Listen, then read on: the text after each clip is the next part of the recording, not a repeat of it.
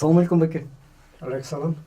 Биз экөөбүз телефон менен сүйлөшкөндө сиз сабак берем дедиңиз да бул жерде. Эмне болгон сабак? Ну, я преподаю режиссуру кино в университете искусств на кафедре кино. Окуу кайсыл мындай басым жасалып, эмненин базасында окутулат? Советтик кинолор болчу, азыр Европа киносу бар, Америка киносу бар. Биздин кыргыз киносу деле советтик кинодон чыккан да.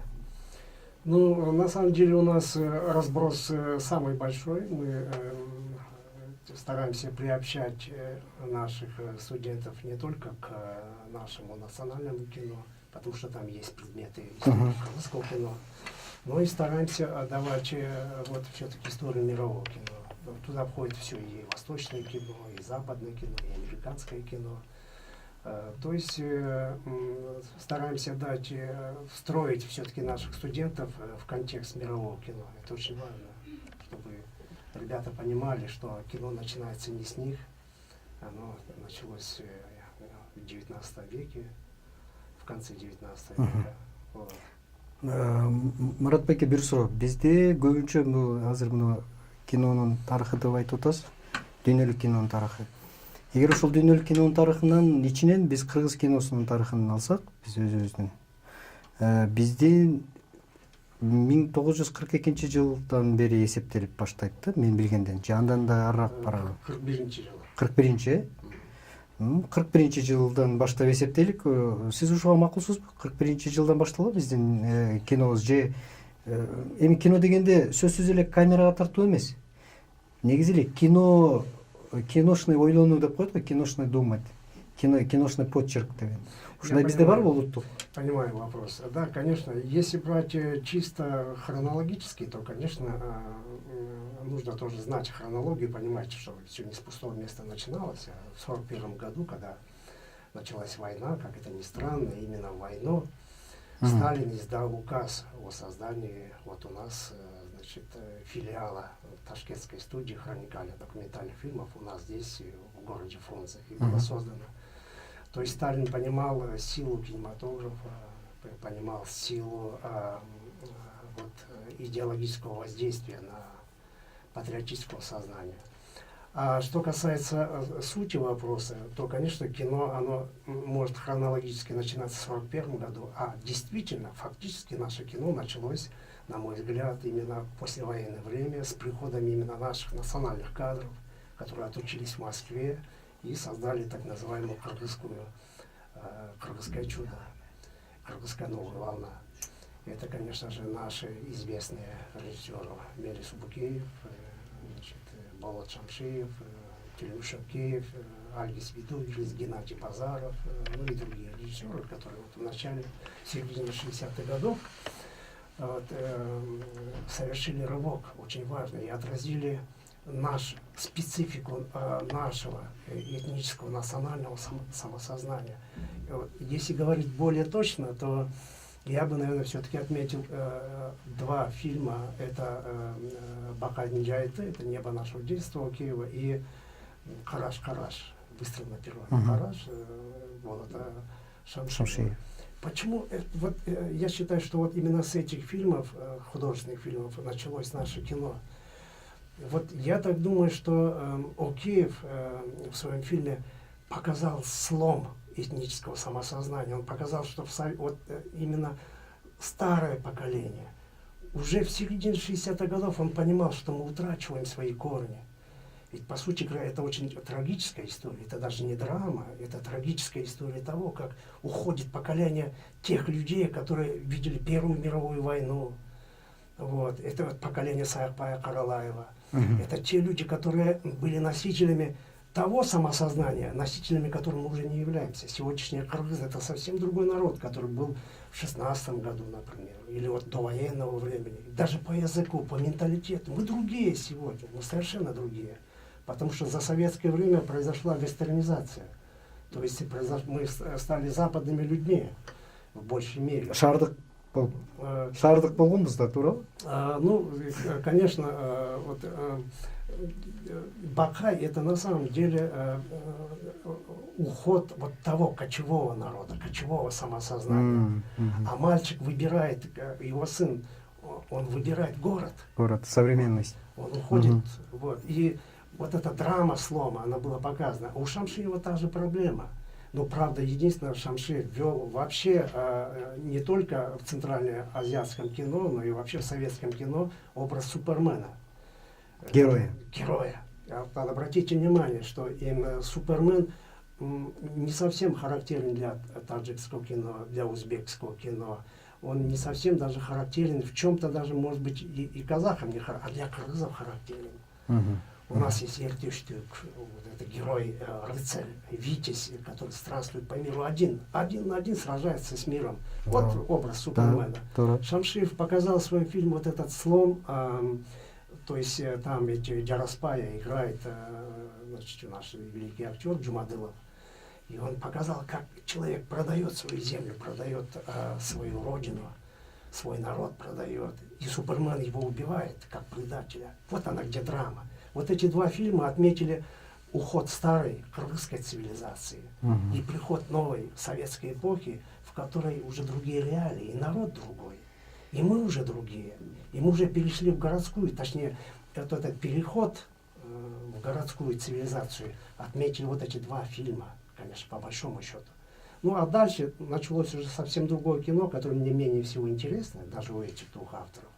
Но вот эти два фильма, конечно, это шедевры, это национальные шедевры. Мен сиздин сөзүңүзгө кошулам. Менимче бул ушундай эле сиз айткандай. Бирок эгерде дагы бир аз мындай орусча айтканда глубокойраак карасак, тереңирээк карасак, кино бизде андан да тереңирээк башталган окшойт деп ойлойбуз да. Азыр мисалы үчүн сиз жана экөөбүз программаны тартып баштаарынан алдын бир аз сүйлөшүп калдык. Ошондо сиз бир сөз айттыңыз да. Бир убакыт келиши мүмкүн кино тартуу актуалдыгын жоготуп коюшу мүмкүн депчи. Менимче биз азыр мындай виртуалдык дүйнөгө кирип бараткандайбыз да. Ошонун ичинде телевидение деле азыр акыркы жолу телевизор көрдүм деген адамдар деле анча көп эмес. Көбүнчөсү смартфондон, телефондон, компьютерден көрүп калышпады. Анан ошонун ичинде кино деле алыс кете алган жок. Бирок биз азыр эми мына 21 кылымда кино деги эле жашообуз виртуалдык дүйнөгө кирип бараткан болсок, биз кыргыздар виртуалдык дүйнөдөн баштаганбызбы деп ойлойм да. Эгер мына кинонун өсүү этабын карасак, мисалы үчүн кыргыздардын эгерде канында кино бар болсо, анда бул Манас эпосун айтуу, манасчылыкта бул кинонун элементи эмеспи? Мисалы үчүн Манас айтып атканда көрүүчү, угуучу ал визуалдуу картинканы элестетип көрүп отурганда окуяны. Мисал үчүн. Ошол эле убакта боз үйдүн ичинде жана чырак күйүп турат дейlik, жана шам чырак. Ошол шамал болгон сайын жанагы тегерегине эликтин, мергенчини сөлөккө түшүрүлгөн, ал болсо дубалда монтип көлөккө ойноп турган. А биз билебиз кинонун тарыхы жанагы бир тууган Люмерлер кыймылдуу сүрөттөп эң биринчи Парижде жанагы Капуцино эле бульвар. Ошол жерде көрсөткөндө элдин баары сүрөттөр кыймылдайт экен деп таң калганды. Демек биздин Кыргызда кенибизде кинонун элементтери жашаган турбайбы? В известном смысле можно с этим согласиться. Дело в том, что, скажем, великие монастыри, они были визионерами. Тут очень важно делать различия между визионерами и между вот обычными сказителями, которые исполняют эпические сказания по памяти. Вот. В отличие от тех сказителей, которые пересказывают по памяти какие-то вещи, монастыри были визионерами. Они видели реально. То есть у них перед глазами, вот, как постоянно вот эти картинки, он, по сути говоря, смотрел на эти картинки, и он пересказывал то, что перед его взглядом, значит, вот эти все видения, он, по сути, пересказывал свои видения монастыря. А көрүүчүлөр да көргөн да? Вот, для меня это интересно. Я думаю, что и зрители, и слушатели тоже это видели. Да. Это очень кинематографично. Я согласен с этим. Да, в этом смысле, вообще должен сказать, что мы, кыргызы, в этом смысле очень визионерский народ. Ведь обратите внимание, вот эпос Манас, кроме нас, в Центральной Азии никто не говорит. Это аутентичный такой, наше кыргызское, если угодно, изобретение, эпос Манас. И, конечно, эпос Манас требует именно такого визионерского мышления и видения. Вот, то есть эпос Манас не сказывается по памяти. Эпос Манас сказывается именно визионерами, людьми, которые видят вот эти видения, видят параллельную реальность, и они ее пересказывают. Но мы сейчас должны сказать, что мы где-то утрачиваем вот эту нашу особенность. Я думаю, что эпос Манас перестанут говорить в тот момент, когда у нас появятся сказители, которые говорят по памяти эпос Манас. Вот тогда эпос закончится. То есть это своего рода одаренность, если угодно, это болезнь, это глору. Кайыптан түшкөндөй бир бул эми түшүнүксүз. Эми биз болгону жанагы кинонун элементи бизде болгонбу же болгон эмеспи? Мунун баары эмнеден айтылып атат? Биз акыркы күндө ошол эле жанагы сөзүбүздүн башында да бир аз сиз экөөбүз сүйлөшкөнүбүздө биз азыр бизде мисалы үчүн кыргызское чудо деп кыргыз керемети.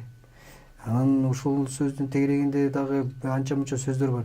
Эгер керемет болсо биз ошол кереметти сактай алдыкпы же сактап келатабызбы же аракет кылдыкпы? А вообще деги эле ошол керемет болгонбу? Болсо кандай болгон? Эмнебиз менен керемет кылдык? Ушул жөнүндө сүйлөшкөнүбүздө дагы сиз бир аябай жакшы бир неме ойду айттыңыз да. Биздин кыргыз киносунун ошол эле өзүбүздүн коңшу казак бир туугандарыбыздан, өзбек бир туугандарыбыздан деги эле дүйнөлүк кинематографиядан биздин өзгөчөлүгүбүз документалистика, могу чындыкка жакындыгыбыз. Биз ошону канчалык деңгээлде азыр колдонуп атабыз? Менин байкашымча акыркы убакта кинолорубуз Голливуддун копиясы эмес, карикатурасы сыяктуу болуп баратат да, же андай эмеспи? Да, это действительно так. Должен сказать, что в мировом кинематографе точкой отсчета всегда является документальное кино. Вообще не только у нас в Кыргызстане документальное. Это фундамент, да? Да, то, что является, по сути говоря, то есть кинематограф как вид искусства, он ведь появился из документального кино. Потому что братья Люмьер, которые снимали свои первые фильмы, это были документальные, маленькие, такие короткометражные фильмы. А поезддин келиши станция, да? Да, вот, хроника предшествие поезда, значит, это фильмы, которые длились там по 30 минут, минута, полторы минуты. Это было документальное кино. То есть кинематограф как вид искусства появился из документального кино, появился от черно-белой фотографии сначала. Вот.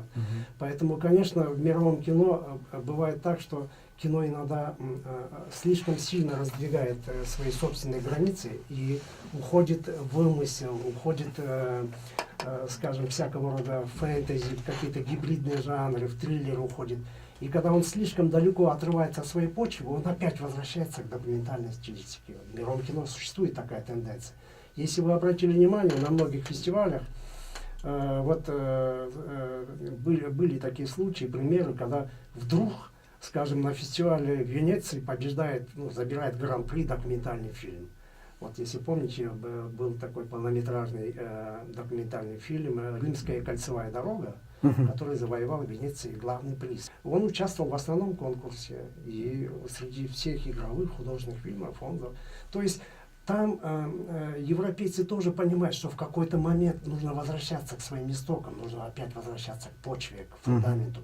Потому что вот в этой документальной стилистике мы видим реальную жизнь того народа и тех людей, которые снимают. Это и истоки наши. И, конечно, наиболее аутентично, наиболее адекватно отражает реальную жизнь все-таки документальное кино. Да. И вот наша сила, кыргызского кино, она заключалась в том, что наше кино началось с документального. Первые документальные наши, первые режиссеры наши, собственно, наши национальные кыргызские режиссеры, будь то Океев или Шамшиев, Убукеев, они снимали документально, они начинали с документального кино. Да, Океев какой фильм снимал? Это лошади. Он уже тогда... Был биринчи фильмдер, биринчи жумуш. Энгелич, это до «Неба нашего детства» снял.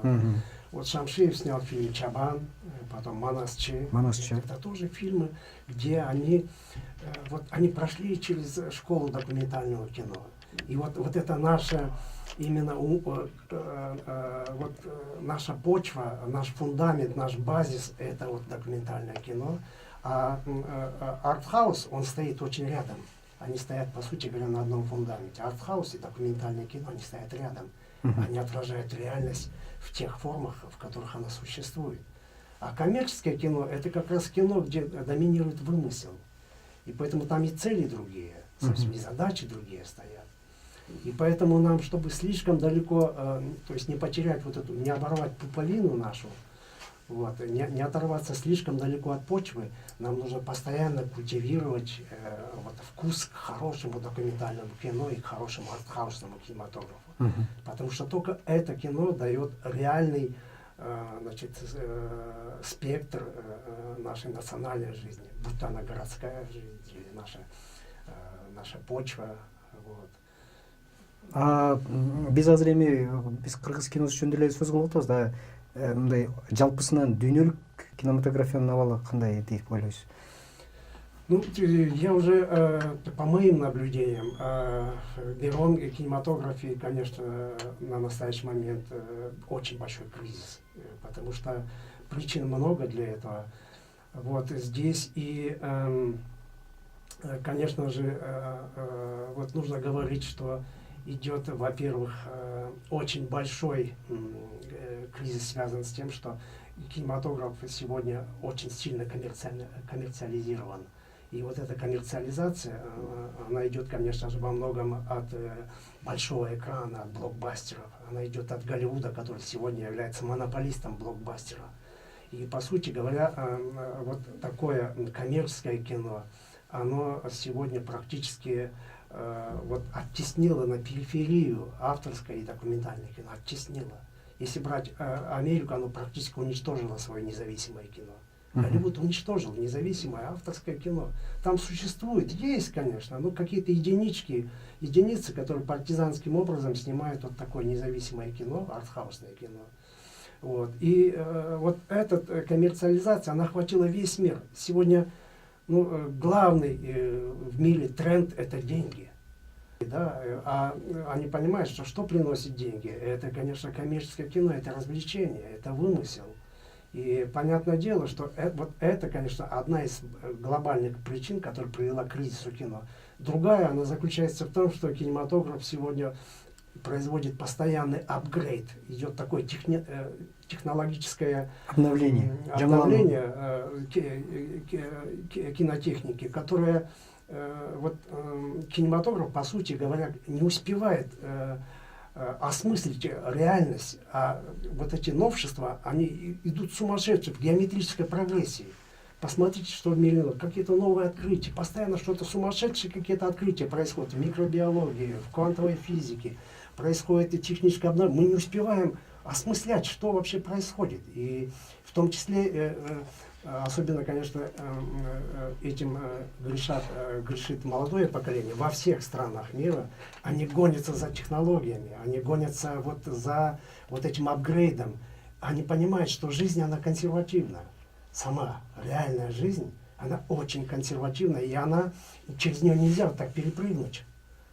Вот. А мы перепрыгиваем через какие-то вещи, а эти вещи нас не отпускают. Мы все равно потом возвращаемся. Кое-какие важные вещи мы пропускаем. Мы перепрыгиваем через них, потому что вот наше ускорение, оно интеллектуальное. А человек, он же не только интеллект, человек — это и душа, и физическое тело, и это все отстает, оно там отстает. Поэтому мы вот духовно незрелые, мы морально незрелые. Вот, и, по сути говоря, не знаем самих себя, но получаем в руки чудовищные технологии, не зная самих себя, не зная самой жизни. И вот когда человек получает в руки новые средства, технические средства фиксации жизни, получается что-то совершенно не сумасшедшее. То есть это приводит к кризису кинематографа, который становится невероятно инфантильным. Новое поколение, которое приходит к кинематографу, они ведут себя так, словно кино начинается с них. Они не знают истории мирового кино. Ну и на Западе, и у нас, везде. Вот эта тенденция. Поэтому, конечно же, в силу этого произошел большой разрыв между поколениями, зияет большая дыра между мировой историей и кино, и культурой, и искусством, и новым поколением. Вот новое поколение, оно, по сути говоря, страдает безотцовщиной. Они ведут себя как дети балдары. Они ведут себя так, будто у них нет отцов, нет родословной. Вот, потому что они не знают своей родословной, культурной родословной, мировой родословной не знают. И когда вот такой человек получает в руки новые средства, технические средства, да, мы получаем инфантильное кино. И потом удивляемся, почему кино такое незрелое, почему оно такое инфантильное. Мурат байке бир суроо да, мисалы үчүн ошол кино искусствосунун жаратуучулары деп коелучу, ошо бир тууган миллионерлер, ошолор айткан да, кино бул развлечение депчи, акча үчүн коюшкан алар. Мындай эгер тарыхта карасак, раз бүгүнкү тартылып аткан, сиз айтып аткан, биз айтып аткан жанагы коммерциялык фильмдер жаңы технологиялардын жардамы менен тартылып атабы, же болбосо кандайдыр бир шаблондор менен тартылып атабы, айырмасы жок. Акча үчүн мындай басым жасалган кинолор өзүнүн түз жанагы тарыхый миссиясын аткарып атса, артхаус кинолордун вазипасы эмнеде? Видите ли, вот артхаусное кино, ну вообще мы говорим авторское кино, да, это кино делают люди, у которых болевое отношение к жизни. То есть это люди, которых интересуют, конечно, какие-то очень глубокие жизненные проблемы. Они отражают какие-то очень проблемные моменты в обществе, проблемные моменты в индивидуальных отношениях между людьми, или ставят какие-то очень глубокие мировоззренческие проблемы. Их вот эта глубина интересует. И поэтому, это конечно, изучение, получается, үйрөнүү, талдоо. да, несомненно, это кино, которое занимается исследованием человеческой души, исследованием общества. И поэтому такое кино снимать невероятно сложно. Оно требует, по сути, героических усилий, потому что такое кино мало финансируется, оно ведь не приносит никакой прибыли, такое кино. И поэтому снимать такое кино могут только действительно героические личности. Здесь даже нужно даже, чтобы делать такое кино, отказаться, ограничивать себя во многом, может быть, и от семьи отказаться, жить где-то в нищете, чтобы вот реализовать вот эти все проекты, которые должны быть реализованы, иначе общество не получит своего отражения. А общество должно видеть, благодаря вот этому артхаусному кино, зеркало, в котором мы видим и наши проблемы, и наши хорошие, и плохие стороны. А если этого зеркала нет, тогда мы получаем только искаженное, кривое зеркало, которое нам дает коммерческое кино. Оно ведь дает кривое зеркало. Оно тоже зеркало, оно тоже отражает нашу жизнь, но там вымысел. Оно кривое, оно в таком, знаете, в искаженном виде, оно показывает нашу реальность. Туура. Сиз кандай кинолорду көрөсүз, Мурат байке? Я на самом деле в этом плане люблю вот классику кино, я с удовольствием, конечно, пересматриваю золотой период кино, это если брать так где-то с 55-го года, где-то примерно с 55 по 85 по 90-й год, это золотая эпоха кино. Я вот люблю фильмы вот этого периода, конечно. И тем не менее, я люблю и хорошее такое жанровое кино. Ну, например, фильмы типа «Матрицы» или там «Аватар» я с удовольствием смотрю, или там, допустим, «Титаник», потому что это мастерское кино. И там есть элементы артхауса, несомненно. Диффузия, коммерциялык кино менен автордук кинонун аралашмасы. Да, это уже называется гибридное кино. Вот гибридное, это, да. Если есть такое разные уровни, скажем, артхаусного авторского кино, там тоже есть радикальное авторское кино, умеренное, допустим, да, и есть жанровое кино, а есть еще вот такое гибридное кино, которое берет лучшие стороны и авторского кино, и коммерческого кино. И вот как раз к разряду таких фильмов относится вот «Матрица», «Аватар», «Титаник». Я люблю смотреть, потому что мастерски сделаны эти фильмы. Ты получаешь настоящее удовольствие. И недаром же говорится, нет как бы плохих жанров, есть плохое или хорошее кино. Поэтому все Создатель. Да, все зависит от того, кто прикасается к такому кино, да, вот мастер, который снимает. Вот. Нужно нам, наверное, учитывать именно тот момент, что это вопрос, который касается того, что ведь в философии, допустим, есть вот такая процедура. Каждое новое поколение философов, которое приходит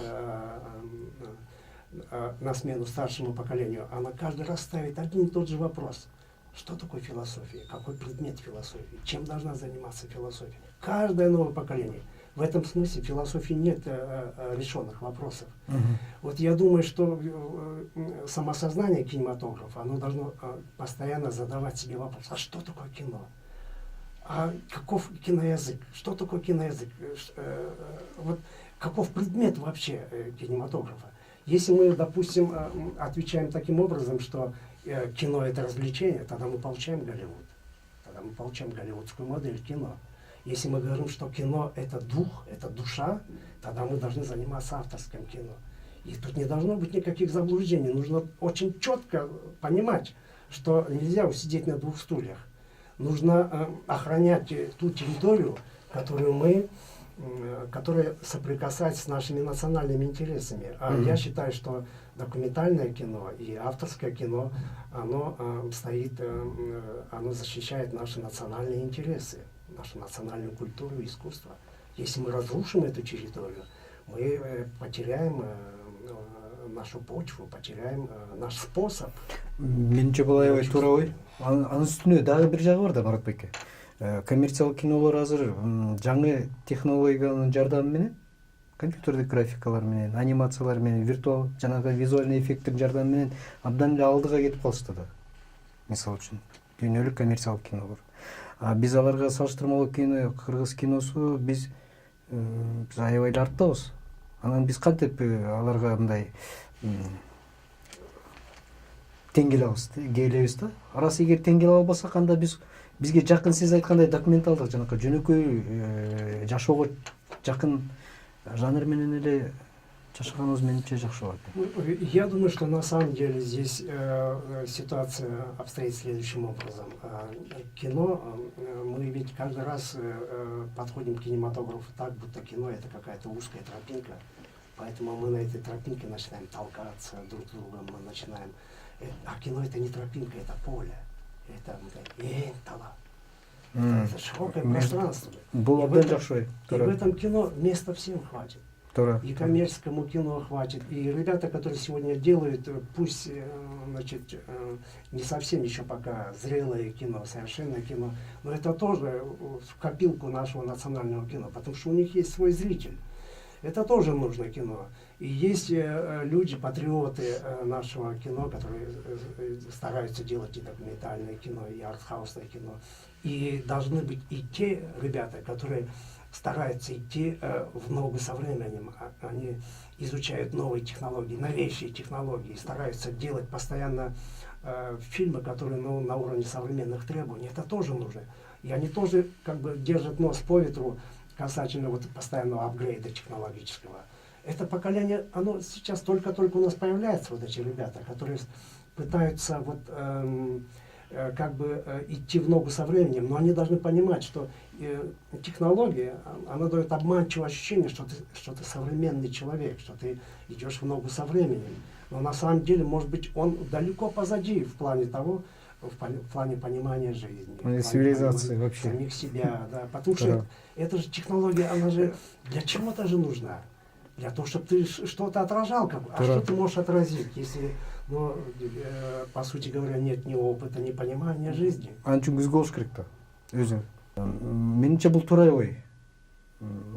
Хотя биз азыр жок автордук кино гана тартылыш керек дегенде да бул туура эмес. Же болбосо только бир гана коммерциялык кино тартылсын дегенде дагы туура эмес да.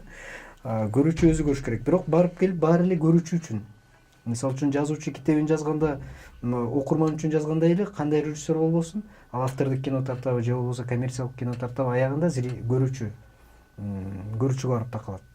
Бирок көрүүчүнүн табити бул абдан маанилүү. Ошо кандайдыр бир жанр жашап чыкканга мүмкүнчүлүгү барбы же жокпу? А дүйнөлүк кинодо болсо, дүйнөлүк аренада ар бир улут өзүнүн идентификациясын, өзүнүн өзгөчөлүгүн сактаганга аракет кылат да. Менимче бул оңтойдо автордук кинонун мүмкүнчүлүгү көбүрөөк да, улуттун өзгөчөлүгүн көрсөткөнгө, анын философиясын, дүйнө таанымын, көз карашын көрсөткөнгө. Коммерциялыктын сиз айткандай жалпы эле бир максаты бар. Антагонист, анан кийин победитель, герой. Ошол экөөнүн кармашын гана көрсөтүш керек. Я думаю, что на самом деле тут этот вопрос, он выходит где-то за рамки даже кинематографа, потому что в любом сообществе, не только кинематографическом сообществе, будет сохраняться такая иерархия, потому что жизнь, она аристократична. В ней обязательно будет какой-то узкий слой людей. Ну, не очень люблю это слово, но тем не менее, элита как бы, да, элита. И вот эта элита, она в силу, конечно же, в первую очередь своего уровня образования, своего понимания, она не будет иметь широкой аудитории. Ну, если вот мы, например, кино возьмем, да, артхаусное кино не все как бы понимают. Но, не все будут смотреть. И не все будут смотреть это кино. И нужно понимать, что Запад вышел из этой ситуации следующим образом.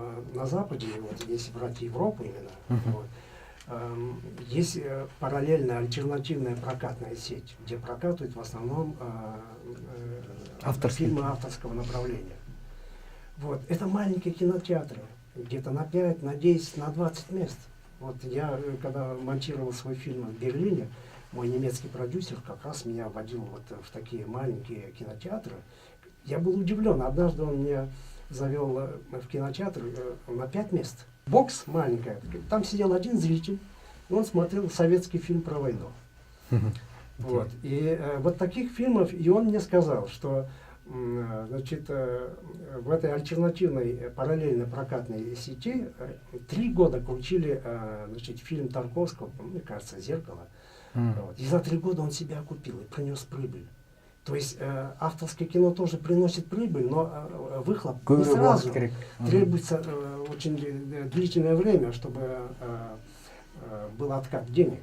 Поэтому вот они вышли из этой ситуации, они создали. Вот. У нас, в отличие от Запада, у нас все-таки социально ориентированная экономика, у нас есть возможность создать эту параллельную сеть и показывать вот фильмы авторского направления. Где мы можем, как раз, где авторские фильмы будут себя окупать. И такие прокатная сеть должна охватить все области, вот, которые у нас есть в стране. Таласскую, Нарынскую, Иссык-Кульскую, Орскую, Чуйскую область, везде. И когда вот такие сеть кинотеатров авторского кино будет с хорошими залами, значит, с хорошей проекцией, вот эту публику нужно воспитывать.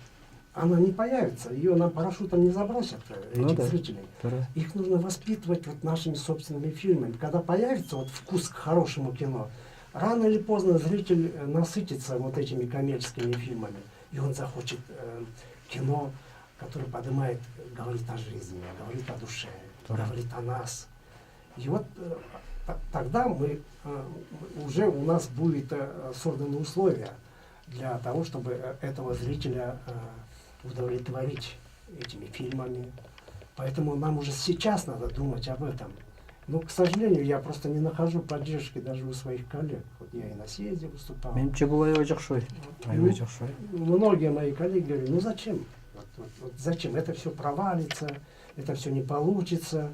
И много раз. Но я думаю, что надо сначала здесь, в городе Бишкеке, у нас есть для этого, сохранились и клубы старые, и у нас даже есть государственный кинотеатр, где, ну пусть хотя бы 1-2 маленьких зала, я не говорю, большие залы, пусть они отдают блокбастерам, а маленькие, теперь чакан залдарды беріп қойыш керек. Экспериментальный кылып хотя бы была аябай жакшы ой. Биздин тилекке каршы убактыбыз чектелүү да. Анан билинбей атып элем, мына кызыктуу сүйлөп атып, убакыттын кандай өткөнүн билбей калдык. Менимче бир жарым сааттын тегерегинде убакыт өтүп кетти окшойт. Мен акыркы суроомду берейин да. Бүгүн биз мындай салт сыяктуу деп коелук. Биз экөөбүздүн сөзүбүздөн кийин биз кечки сеанстан кино көрсөтөбүз да. Анан бүгүн гонконгдук режиссер Вонг Кар-вай, таланттуу режиссер деп ойлойм. Ошол кишинин, ошол режиссердун сүйүү маанайы деген любовное настроение орусча болуш керек. Ошондой киносун көрсөтөбүз. Сиз деги эле ушул режиссердун талантына, жумушуна кандай карайсыз? кызыктырбы сизди? Выборочно. Мне нравятся два его фильма Вонга Кар-вай. Это «Любовное настроение» и «2046». Вот, два Это, его по-моему, ушул продолжениясы болуш керек, уландысы болуш керек. Это как Грейт продолжение сыяктуу. «Любовного настроения». Вот эти два фильма мне очень нравятся.